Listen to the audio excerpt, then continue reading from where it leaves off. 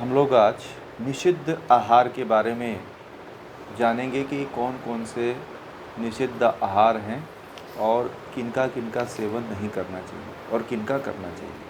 जिनका करना चाहिए वो कल मिताहार में था, आज जिनका नहीं करना है वो है। तो कहते हैं कि कट वम्लम लवणम तिक्तम भ्रिष्टम च दधितक्रम साकोत कटम तथा मादम मलम च पनसम तथा कुलत्थम मसुरम पांडु कुसमांडम साकदंडकम तुम्बी कोलकपित्थम च कंठविल्वम पलासकम कदम्बम जम्बीरम बिंबम लकुचम लसुनम दिशम कामरंगम पिलायम च हिंग गुसाल्म ली के मुकम योगारंभे वर्ज एच पथि स्त्री वहनी सेवनम नवनीतम घृतम क्षीरम सार्करादयी छवम गुणम पक्कारंभम नारिकेलम दाड़िंब मसी वासवम द्राक्षां तु लवलीम धात्री रसम अम्ल विवर्जितम एला जाति लवंगम च पौरुषम जम्बू जाम्बलम हरितकी च खरजूरम योगी भक्षणमाचरेत।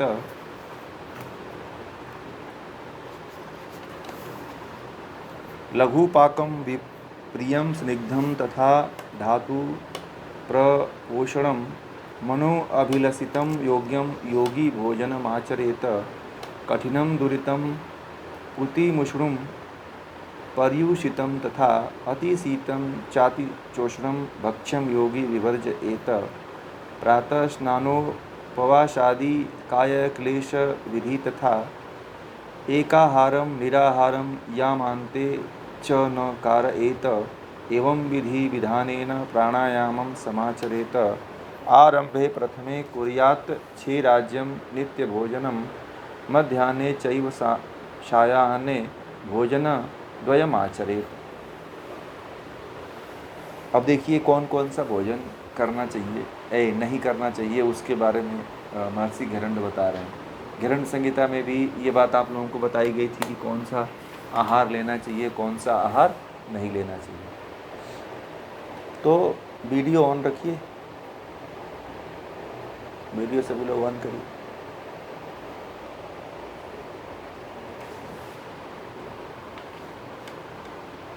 जी वीडियो ऑन करें। कड़वा, अम्ल, लवण और तिक्त। कड़वा क्या भोजन, कैसा भोजन नहीं करना चाहिए? कड़वा भोजन नहीं करना चाहिए। अम्ल, अम्ल मतलब खट्टा भोजन नहीं करना चाहिए। लवण मतलब बहुत ज़्यादा नमक वाला भोजन नहीं करना चाहिए। और तिक्त, और एकदम तिक्त। तिक्त कौन होता है बताइए? तिक्त किसे कहते हैं? मिर्च, तीखा। अब कड़वा क्या हो गया? कड़वा किसमें होता है कड़वापन? करेला है, सरसों का तेल है, और भी कई चीज़ें हैं जो कड़वा होते हैं।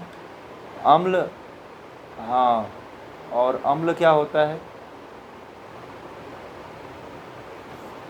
हाँ, लवण, नमक, मिर्च, हाँ, ये चार रस वाली वस्तुएं, भुने हुए पदार्थ, दही, तक्र, शाक, उत्कट। देखिए इसमें दही भी नहीं खाना चाहिए योगी को, दही गर्म होती है। पता है दही की तासीर लोग ये समझते हैं कि दही की तासीर क्या है? ठंडी है, यही जानते हैं ना, परंतु दही है क्या? दही गर्म है, ठीक है। दही की तासीर गर्म है। ये छाछ पीने के लिए कहा जाता है, ठीक है। हाँ, सर्दी में दही खा सकते, परंतु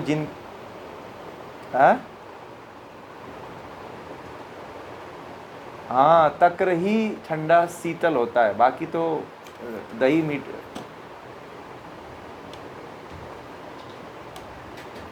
ठंडी वो होती है।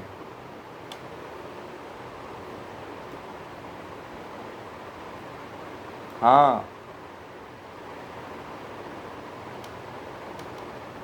नहीं वो पूरा प्योर छाछ नहीं है, वो तो वो भी शीतल, वो भी ठंडी रहती है क्योंकि जल मिल गया ना उसमें। ठीक है। और साग, साग में कौन कौन सा साग नहीं खाना चाहिए? बैगन नहीं खाना चाहिए, अरवी नहीं खाना चाहिए, कद्दू नहीं खाना चाहिए। मद, शराब नहीं पीना चाहिए। अगर शराब पीते हैं तो उसको बंद कर दिए। ठीक है।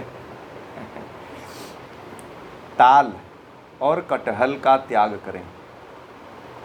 ताल एक होता है, वो भी खाने वाला ही पदार्थ है। और कटहल, कटहल समझते हैं ना? कटहल मिलता है, सब्जी भी बनती है उसकी, पकता है तो बहुत मीठा लगता है। नहीं नहीं, हाँ बड़े बड़े पेड़ होते हैं, पहाड़ी में नहीं मिलता है, वो तो समतल में भी मिलता है। नहीं नहीं, ये प्लेन में ही होता है, पहाड़ों में बहुत कम होता है, प्लेन में ज़्यादा होता है। हाँ, और इनको नहीं खाना चाहिए। और देखिए क्या आप, नहीं कटहल नहीं खाना चाहिए। हाँ वो है, परंतु वो निषिद्ध है। ठीक है। उसमें अरे सुनिए, वो सब्जी के रूप में खाने के लिए कहा है। ठीक है। ये कटहल जो है, ये पका हुआ कटहल होता है, उसके लिए कह रहे हैं। हाँ वो नहीं खाना है। कुल्थी, मसूर, कुल्थी है, कुल्थी पता है गरम होती है, एक दाल होती है जो पथरी आदि में प्रयोग किया जाता है, तो कुल्थी नहीं खाना चाहिए। मसूर तो आप लोग खाते ही हो, तो मसूर भी नहीं खाना चाहिए। प्याज भी नहीं खाते हो आप लोग। कुम्हड़ा मतलब कद्दू, जिसको बोलते हैं ना कद्दू। और साग दंड, जो कमल का दंड होता है, ठीक है, या फिर लौकी के तना होता है, तो इसको भी दंड भी नहीं खाना चाहिए। गोया भी एक सब्जी है, वो भी नहीं खाना चाहिए। कैथ भी नहीं खाना चाहिए। कंकोड़ा, कंकोड़ा जो खाते हैं ना, गुजरात में बड़ा अभी इस समय आता है, पूरे भारत में अब तो आ रहा है। तो कंकोड़ा, हाँ होता है, बहुत हेल्दी होता है, योग में नहीं खाना चाहिए उसको। समन करता है, परंतु वो योग के लिए ठीक नहीं, योगी के लिए ठीक नहीं होता है। ठीक है। कामोत्तेजक होता है, इसलिए उसको नहीं यूज करते। और ढाक नहीं लेना चाहिए। ढाक, ढाक इसको भी बोलते हैं कुछ लोग, ये ढाक के 3 पात देखे हैं ना, वो ढाक नहीं समझते हैं, जिसका फूल होता है जो गर्मियों में खिलता है, लाल लाल खिलता है, जिसका कलर निकलता है, उसके फूल के लोग सब्जी खाते हैं, पता है? तो ढाक नहीं पता है, जिसको ठंडे पानी में डाल के लोग नहाते हैं गर्मियों के दिनों में, गुजरात के समय में उसका फूल मिलता है, हैं? पानी में डाल के नहाते हैं, पता चले? हाँ केशुड़ा, तो केशुड़ा के फूल की सब्जी नहीं खाना चाहिए। ठीक है, उसकी भी लोग खाते हैं।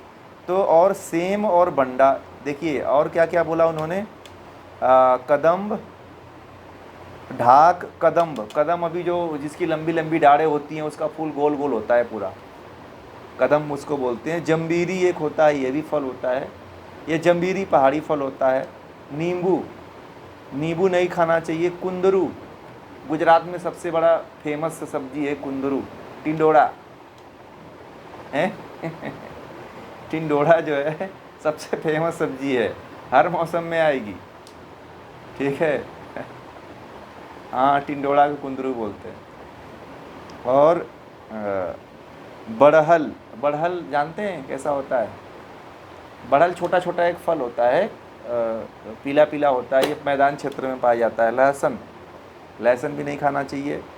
कमरख, ये पहाड़ी है ये। पियार, पियार किसको बोलते हैं? अमरूद, प्यारा बोलते हैं ना, प्यारा। अमरूद को बोलते हैं जाम फल को। ठीक है।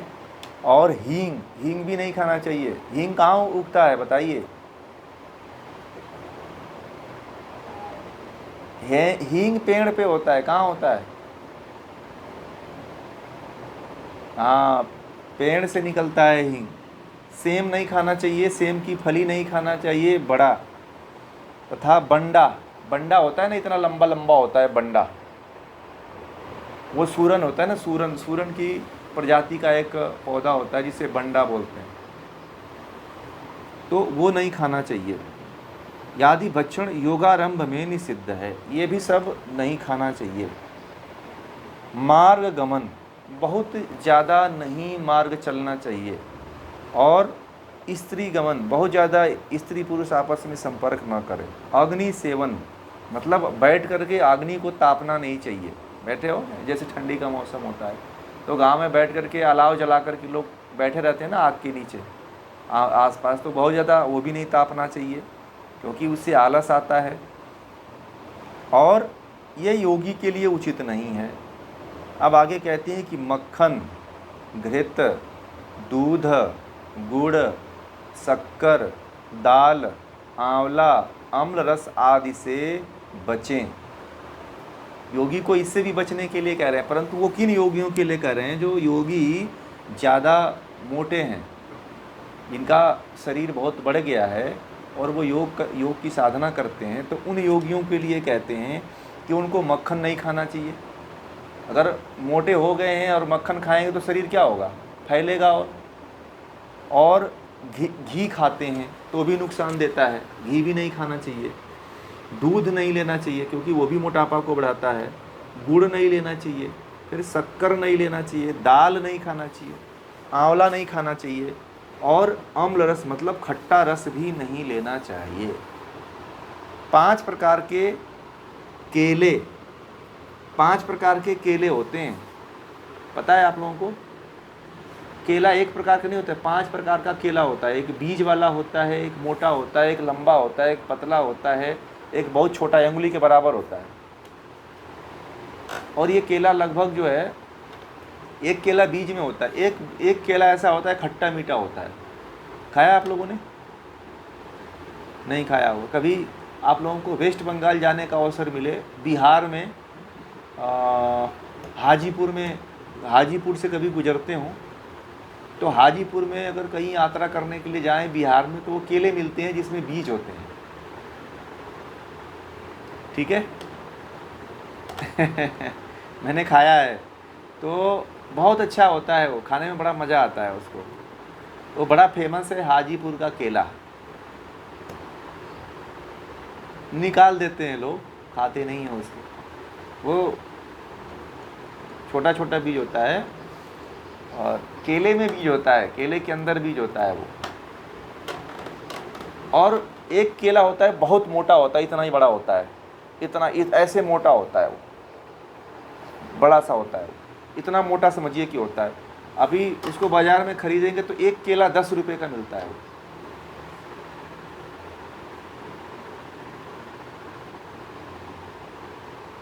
हाँ, साउथ में भी मिलता है और आपका वेस्ट बंगाल में भी मिलता है। साउथ में सभी केले की प्रजातियां हैं,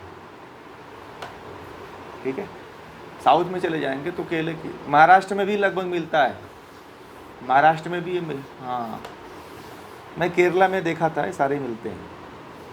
केले नहीं खाना है। नारियल, अनार, सौंफ आदि वस्तुओं का सेवन भी नहीं करना चाहिए। केला क्योंकि कफ कारक होता है, इसलिए योगी को नहीं खाना चाहिए। केला, नारियल भी जो है ठंडा होता है, अनार और सौंफ ये भी योगी के लिए नहीं खाना चाहिए, क्योंकि जो ऊपर नारियल जो है ठंडी तासीर होती है, तो नारियल का पानी आदि पी सकते हैं। बाकी उसको खाने से, नारियल खाने से ताम से वो आलसपन बढ़ता है। पानी पी सकते हो, पेय पदार्थ ले सकते हो, बाकी उसका जो गिरी होता है ना, उससे थोड़ा भारीपन आता है शरीर में।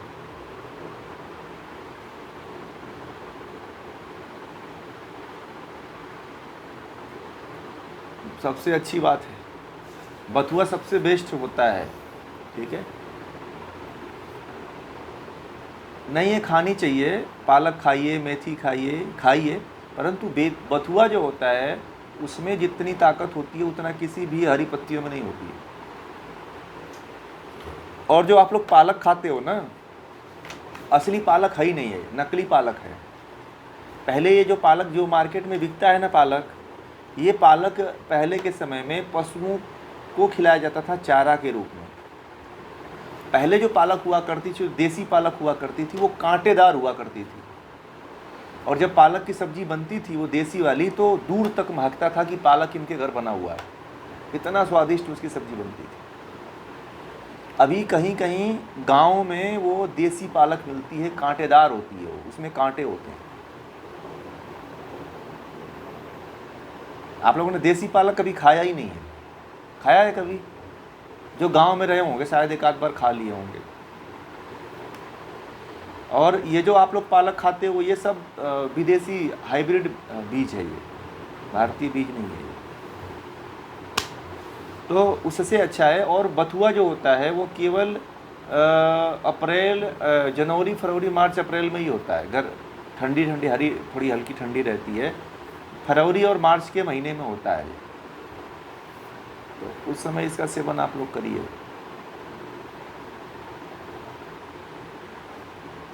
कांटे वाला ही प्राचीन है, कांटे वाला ही पुराना है,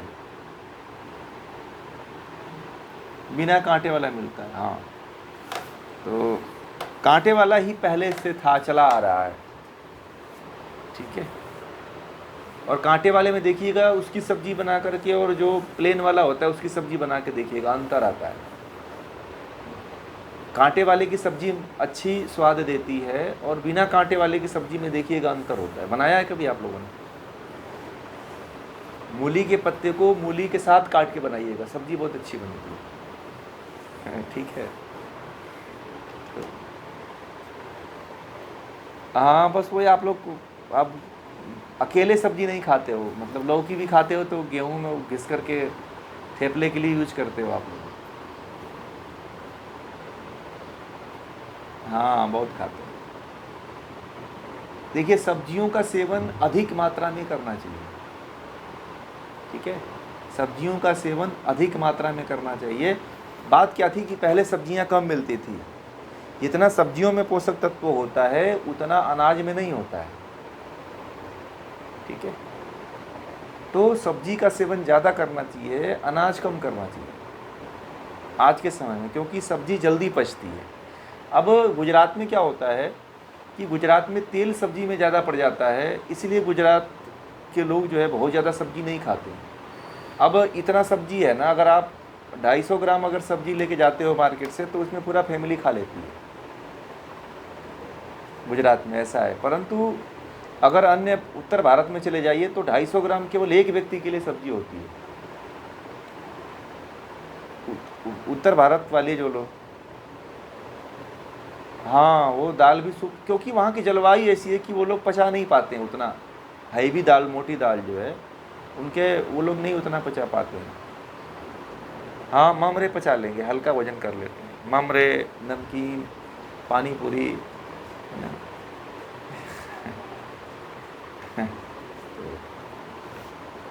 चलिए आगे चलते हैं। नाड़ी शुद्धि अब है कि नाड़ी शुद्धि, अब उन्होंने कहा था ना कि क्या क्या प्राणायाम करने से पहले क्या क्या होना चाहिए। तो प्राणायाम करने से पहले उन्होंने कहा था कि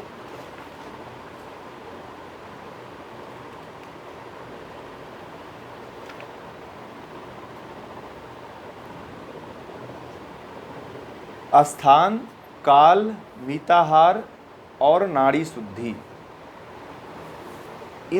इनके बाद ही प्राणायाम का अभ्यास करना चाहिए। तो अब है नाड़ी शुद्धि। तो नाड़ी शुद्धि के बारे में दिया हुआ है, तो नाड़ी शुद्धि क्या है, चलते हैं। कहते हैं कुशासने मृगाजिने व्याघ्राजिने च कंबले स्थूलासने समासीनः प्रांग मुखो वाप्युद दंगमुखः नाड़ी शुद्धिं समाश्राद्धः प्राणायामं समभ्यसेत। नाड़ी शुद्धिं कथं कुर्यान् नाड़ी शुद्धिस्तु कीदृशी उत्सवं श्रोतुमिच्छामि तद्वदस्व दयानिधे।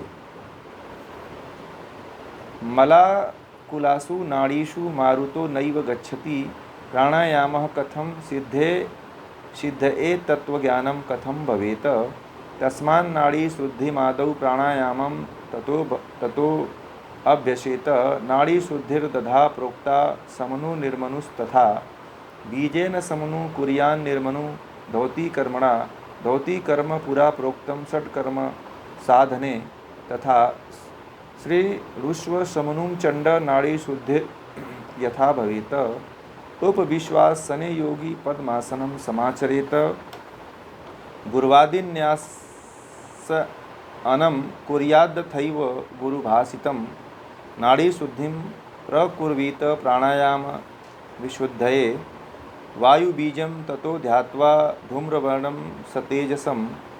चंद्रेण पूरयेद्वायुं बीजं षोडशकैषुधि। चतुष्टया मात्रया च कुंभके नैव धारयेत। दात्री सन्मात्रया वायुं सूर्यनाड्या च रेचयेत। नाभिमूला द्वारीमुत्थाप्य धारयेत्तेजो तेजोवनीयुतं। वह्नि बीज षोडशेन सूर्यनाड्या च पूरयेत। चतुष्षष्ट्या च मात्रया कुंभके नैव धारयेत। द्वात्री सन्मात्रया वायुं शशिनाड्या च रेचयेत। नासाग्रे शशधृग बम्बं ध्यात्वा ज्योत्सना समन्वितं। ठं बीजं षोडशे नैव इडया पूरयेन मरुत। चतुष्टया मात्राया च वं बीज नैव धारयेत। अमृतं प्लावितं ध्यात्वा नाड़ी धौतिं विभावयेत।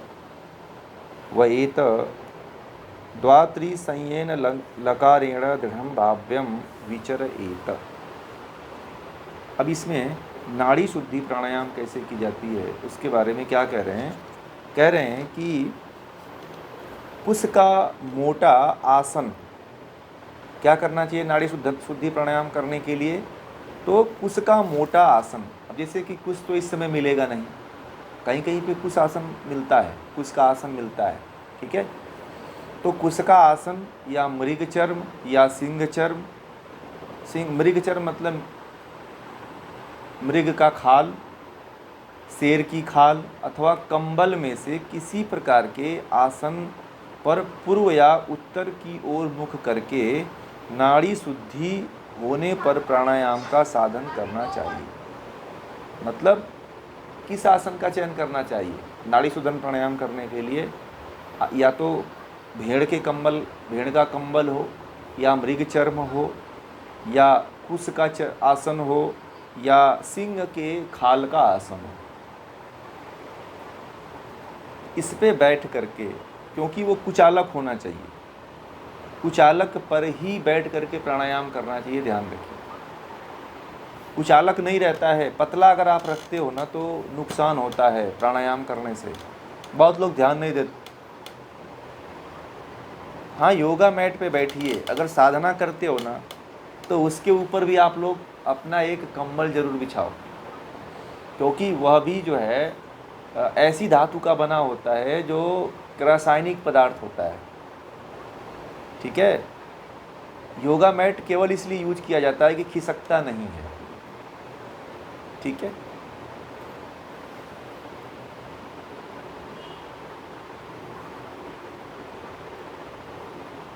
आप उसके ऊपर अगर, क्योंकि आपके घर में नमी ज़्यादा होगी, टाइल्स है तो इसलिए नमी ज़्यादा बनती होगी, तो ऐसा करिए ना, आप ऊपर कंबल बिछा लीजिए।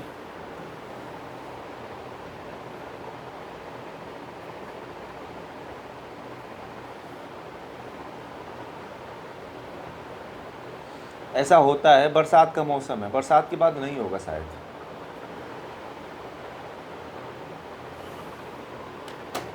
हाँ, तो आप भेड़ का कंबल यूज करिए। हाँ, भेड़ का कंबल हो तो वो खादी भंडार में मिलेगा, वो खादी भंडार में मिलेगा आपको, वहाँ से मिल करके उस पर बैठा करिए तो वो ज़्यादा अच्छा। चलिए आगे कहते हैं कि चंड कपाली ने पूछा कि नाड़ी शोधन किस प्रकार पूर्व के तरफ मुख करके ही प्राणायाम करना चाहिए, पूर्व विमुख या उत्तर दिशा में, पूरब के तरफ या उत्तर के तरफ मुख करके प्राणायाम करें कभी भी। यह नहीं कि कभी भी किसी दिशा में बैठ के प्राणायाम करने लगे। ठीक है, किस दिशा में करना चाहिए? उत्तर और पूरब, ध्यान रखिएगा। चंड कुचालक का मतलब होता है कि जिसमें नमी, जो शरीर में जमीन में जो इलेक्ट्रिक होता है, हमारे शरीर में इलेक्ट्रिक होता है, वह उसका आदान प्रदान न हो पाए। नहीं तो पृथ्वी के अंदर गुरुत्वाकर्षण शक्ति ज़्यादा होती है और वो हमारी ऊर्जा को खींच लेता है। ठीक है, जो भी हम ऊर्जा ऑब्जर्व करते हैं उसको पृथ्वी खींचने में ज़्यादा सक्रिय हो जाती है। अगर चद्दर बिछा लेते हो, पतली मैट बिछा लेते हो, नमी वाली चीज़ें रहती हैं, तो शरीर से आप एनर्जी जो प्राप्त करोगे, ब्रह्मांडीय ऊर्जा को जो आप ऑब्जर्व करोगे, वो चीज़ पृथ्वी खींच लेती है। ठीक है, इसलिए ऊर्जा को बचाने के लिए आपको कुचालक और कुश जैसे आसन पे बैठने की बात कही गई।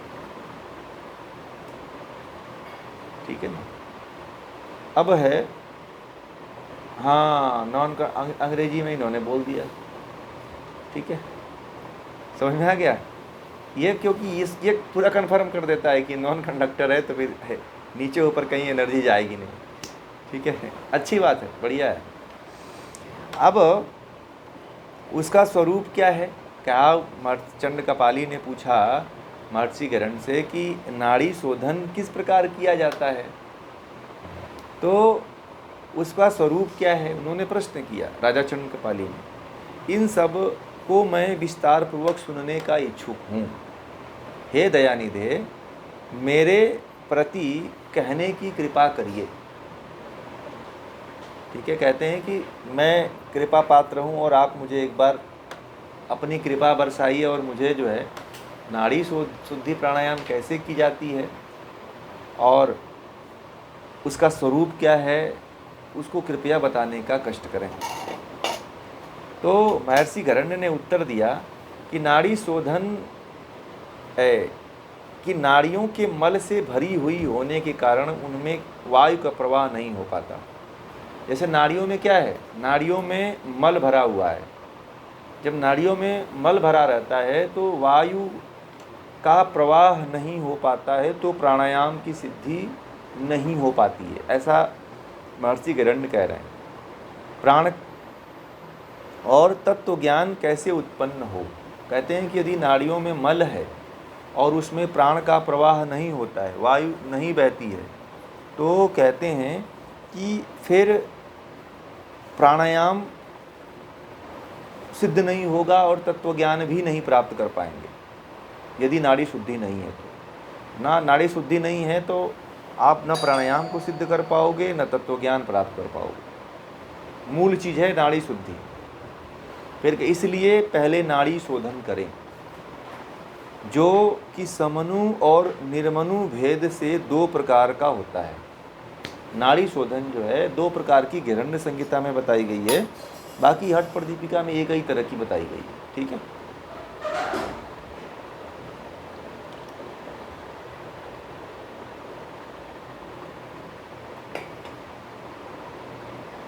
हिरण्य संहिता में जो है 2 तरह की है, समनु और निर्मनु। बीज मंत्र से होने वाले नाड़ी शोधन को समनु कहते हैं। जो बीज मंत्र का प्रयोग करके प्राणायाम किया जाता है उसे समनु कहते हैं। समनु और धौती कर्म से होने वाले को निर्मनु कहते हैं, और जो धौती कर्म के द्वारा किया जाता है उसे निर्मनु कहते हैं। बिना बीज मंत्र के जो किया जाता है उसे निर्मनु कहते हैं। समनु जो बीज मंत्र के द्वारा किया जाए। ठीक है, अब धौती कर्म के बारे में पहले षटकर्म में बताया गया है। कहते हैं कि हे चंड, अब समनु नाड़ी शुद्धि जिस प्रकार हो सकती है उसे सुनो। मतलब कहते हैं कि समनु नाड़ी शोधन किस तरह से किया जाता है, इसको तुम सुन लो। तो इसमें कहते हैं कि योगी आसन पर बैठकर पद्मासन लगाए। क्या करे? योगी आसन पर बैठे, और आसन आप लोगों को बता दिया गया कि कौन कौन सा आसन होना चाहिए। तो आसन पर बैठे और बैठकर पद्मासन लगाए और गुरुवादी न्यास करे, मतलब गुरु को नमस्कार आदि करे, गुरु का स्मरण करे। फिर गुरु के आदेशानुसार प्राणायाम के साधनार्थ नाड़ी शोधन करे। पहले क्या करना उन्होंने बताया कि सबसे पहले कोई आसन बिछा लो जो कुचालक हो,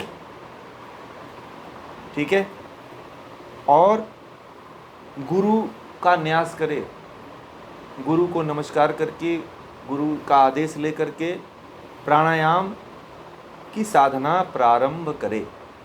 ठीक है। वायु बीज यम का ध्यान कर 16 बार जप करता हुआ, ठीक है, बाईं नसिका द्वारा वायु को भरे, मतलब रेचक करे। 16 बार गिनते हुए यम मंत्र का ध्यान करते हुए श्वास को अंदर भरें। ध्यान में इस वायु बीज को तेज युक्त धूम्र वर्ण का माने। य को तेज धुएं के वर्ण का माने कि धुएं का रंग का यम बीज है। इस प्रकार चंद्र मार्ग से पूरक करने के पश्चात, मतलब बाईं नसिका से श्वास लेने के बाद 64 बार जप करता हुआ कुंभक करें। ठीक है। और फिर 32 बार जप करता हुआ दाईं नसिका द्वारा रेचक करें, अर्थात वायु को निकाल दें।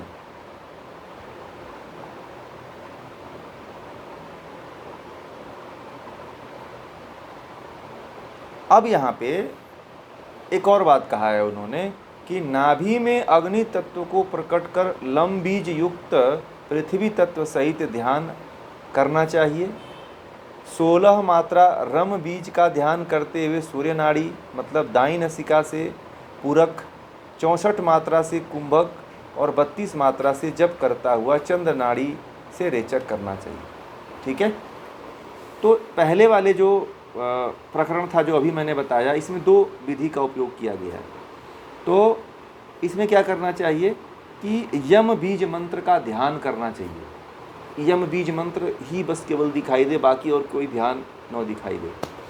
और बाईं नसिका से 16 बार गिनते हुए श्वास भरना चाहिए।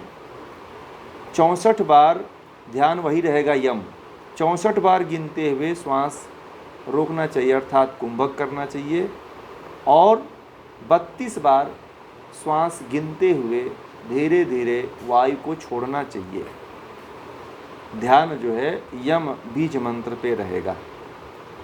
ठीक है। फिर दाईं नसिका द्वारा जो है 32 बार दाईं नसिका द्वारा जप करते हुए श्वास को बाहर छोड़ देना चाहिए, अर्थात निकाल देना चाहिए। ठीक है। अब एक और विधि बता रहे हैं। इसी को करने के लिए महर्षि हिरण्य एक और विधि बता रहे हैं कि नाभि में अग्नि तत्व को प्रकट कर। देखिए, एक तो बीज मंत्र हो गया, फिर दूसरे बीज मंत्र का भी एक तरीका बता रहे हैं। वो ये कह रहे हैं कि नाभि में अग्नि तत्व को प्रकट कर लम बीज युक्त पृथ्वी तत्व सहित ध्यान करना चाहिए। अब देखिए, नाभि में लम बीज मंत्र का ध्यान करते हुए पृथ्वी तत्व, अब इसमें लम बीज मंत्र पृथ्वी तत्व का ध्यान करते हुए 16 मात्रा रम बीज का ध्यान करते हुए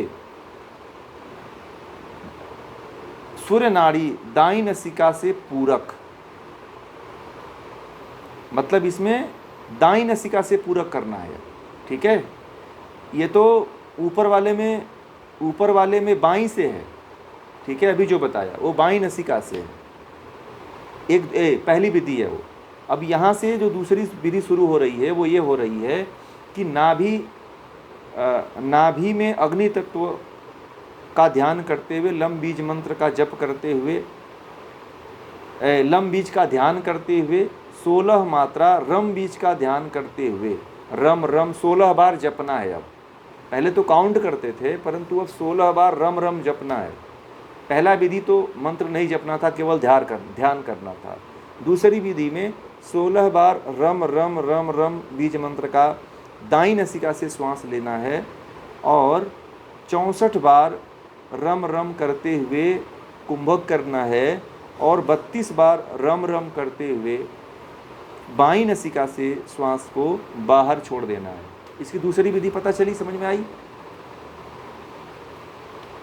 बताइए।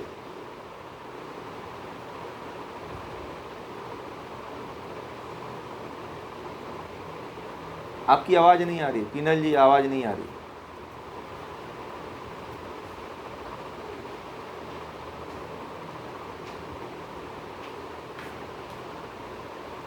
खड़खड़ाहट आ रही है आपकी आवाज में।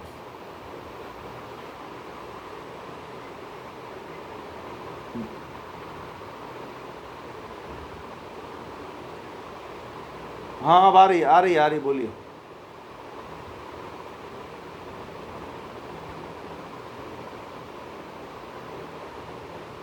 हाँ पृथ्वी तत्व का ध्यान करना है। रम, हाँ रम बीज मंत्र का जप करना है, 16 बार गिनते हुए श्वास को भरना है। 16 बार गिनते हुए श्वास को भरना है, 64 बार गिनते हुए श्वास को रोकना है। रम बीज रम रम 64 बार जपना है और रोकना है और 32 बार रम रम जपते हुए श्वास को बाहर छोड़ना है, रेचक करना है।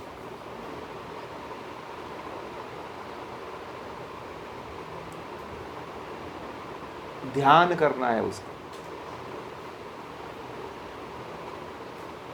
उसका ध्यान करिए, प्रकट तो होता नहीं है। लम बीज और जप जो है रम का करते हैं, ठीक है। ऊपर वाले हाँ पहले वाले में यम का ध्यान करना है, ठीक है।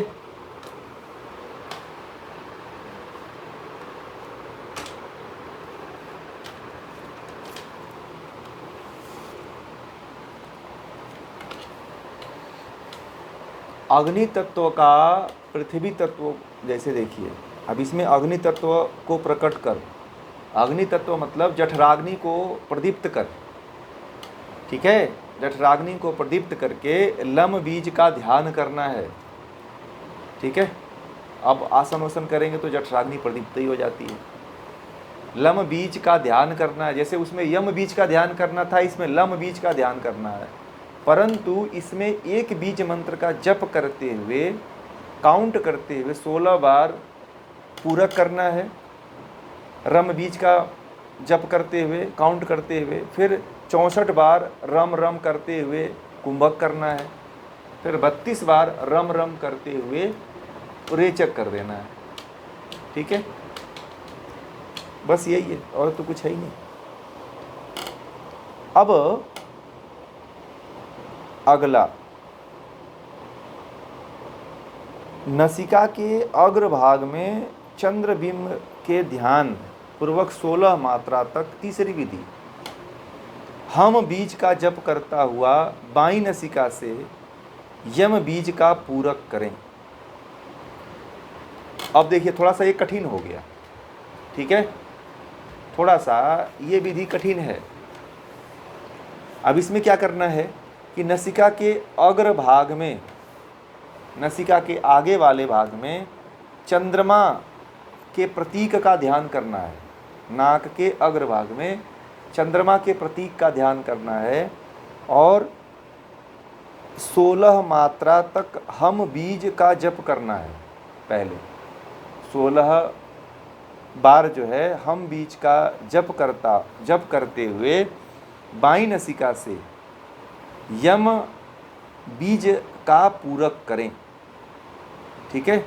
हम बीज का जप करते हुए ईड़ा नाड़ी से जप हम का करना है और यम बीज का पूरक करें, मतलब हम बीज का क्या करना है, जप करना है और काउंट जो है 16 बार जो है ईड़ा से जो है 16 बार जो है काउंट करना है यम यम यम, ठीक है। और 64 मात्रा तक वम बीज का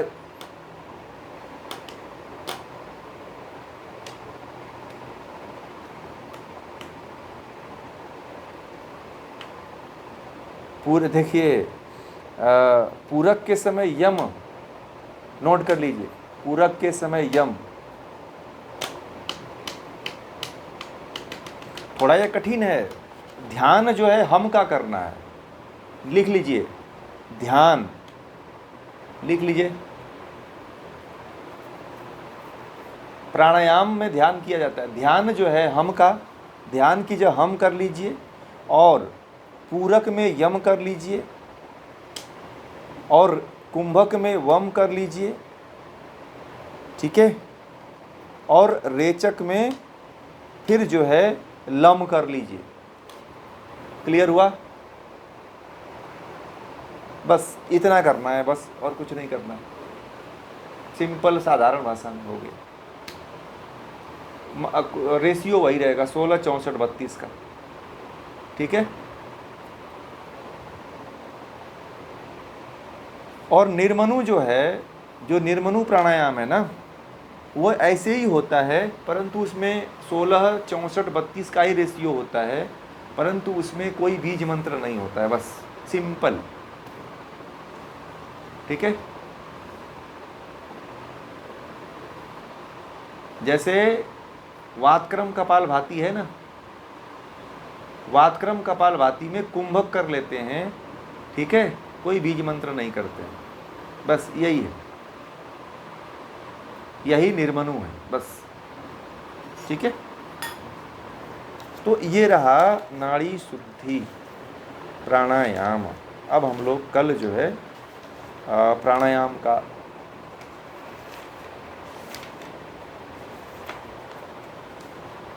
और रेचक में लम है, हाँ रेचक है, हाँ कुंभक में वम है, पूरक में यम है, और ध्यान में हम है।